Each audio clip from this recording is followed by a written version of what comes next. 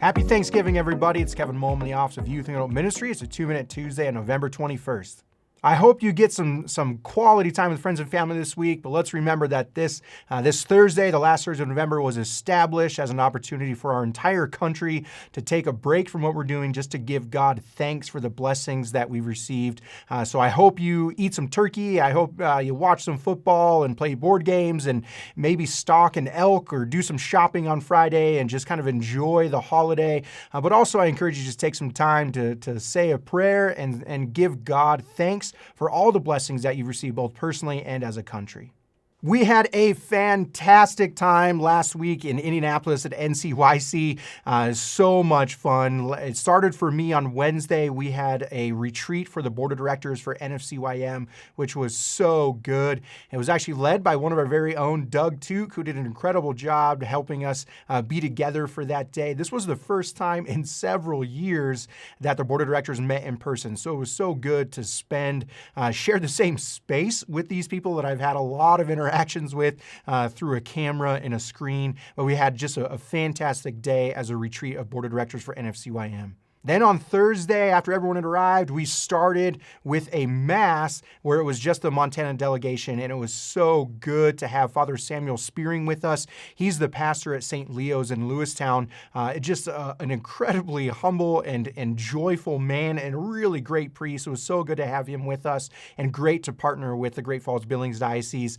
But we had the Mass in the hotel room where it was just us, and boy, was it could not have been more different than the other liturgies that we experienced at NCYC, especially our closing Mass on Saturday night. And we actually talked about that with the kids, how the Thursday Mass was so quiet.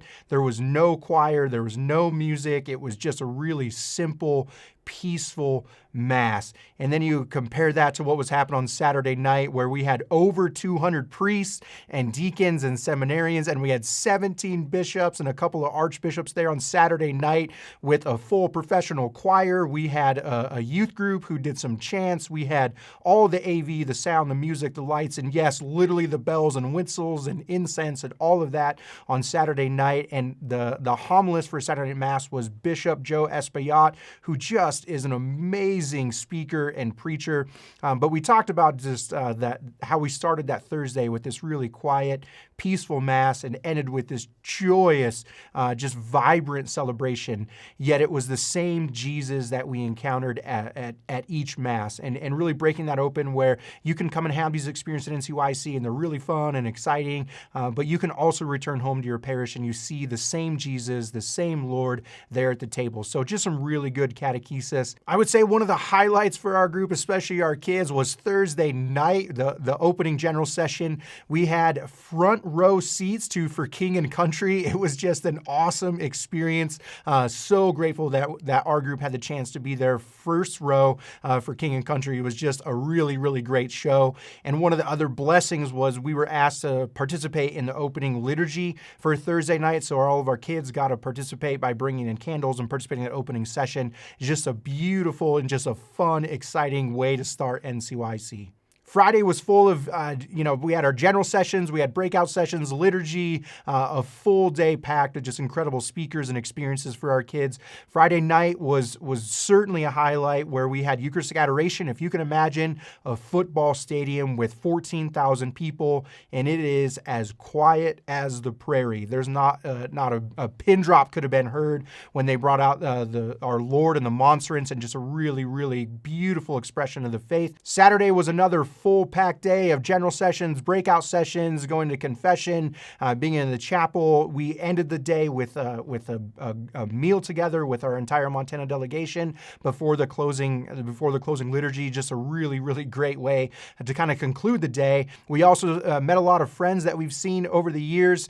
We saw Sister Jude Andrew, who was our keynote at the Eucharistic Convention here in Helena last year. I also ran into Chika Anwahu, who's going to be one of our speakers in our keynotes for our convention this year. So we made some really good connections with other people. We saw Dana Catherine, who was here just a few weeks ago for our junior high rally. So much fun to see people from across the country that we've met and had here in our own diocese. So thank you to everyone, not only who came and participated at NCYC, but I know that a lot of you contributed both financially as well as providing support in prayer and helping to coordinate pancake breakfasts and dinners and other fundraisers. Just a heartfelt and sincere thank you to all of you who helped to make that possible, especially our bishops, Bishops Vetter and Fleming, who encouraged and supported our groups going to NCYC. Now mark your calendar because we're going back again next year. We will be in Long Beach, California, November 14th through the 17th of next year. So we're doing it all over again. Mark your calendar and stay tuned for more details as we put all the registration information available. On some other notes, at NCYC, we actually heard from Bishop Andrew Cousins, who's from the Diocese of Crookston. He gave an announcement and a really a special invitation to all of our young people about the upcoming National Eucharistic Congress, which is actually going to be literally in the same stadium as NCYC was. That's scheduled for this July 17th through the 21st, and Bishop Cousins really encouraged our young people and all of our families to participate in this National Eucharistic Congress. It is going to be an incredible event. All of the people who are involved in Catholic media or speaking, if you've heard them on the radio or EWTN or any of the national podcasts, they are going to be at the National Eucharistic Congress. It's going to be a phenomenal event. So mark your calendar, and if you are interested in going or if you have families and young people who want to go, the Diocese of Helena is coordinating a trip. You can register and find more information online at diocesehelena.org/National Congress. I'm working on some details for our upcoming CYC board meeting. It's our third board meeting of the year. That is scheduled in 2 weeks. We're going to be at Immaculate Conception Parish in Deer Lodge on December 1st through the 3rd. So make sure that your CYC board youth and families have that marked in their calendar.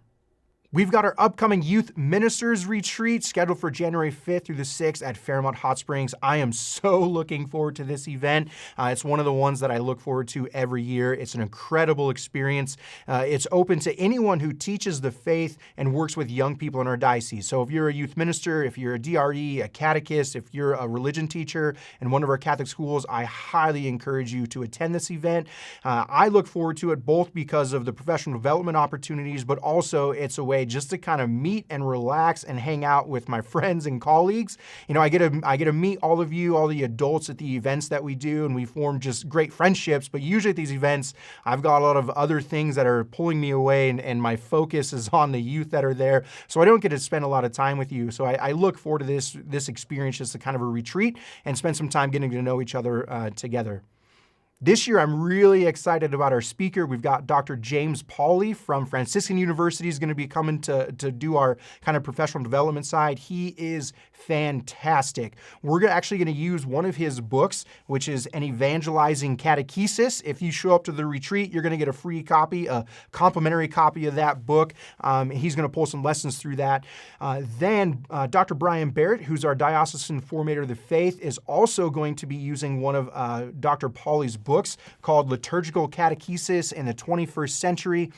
Brian is putting together some ongoing faith formation programming for our catechists, DREs, and youth ministers. And his idea right now, what we're going to be offering are monthly sessions focused around the theme in Dr. Pauly's book. So probably meeting once a month. Ideally, we'd love to meet in person, but probably using some technology like Zoom and offering some once a month sessions based around this liturgical catechesis.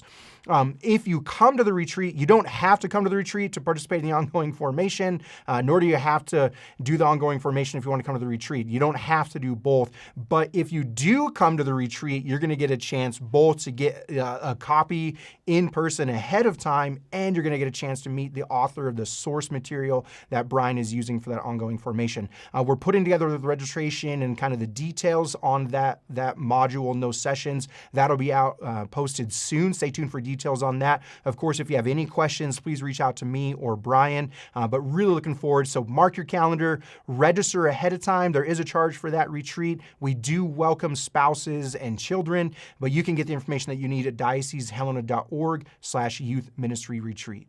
Well, that's it for this week. As always, please pray for me, pray for our bishop, and together we'll all pray for our young people. God bless.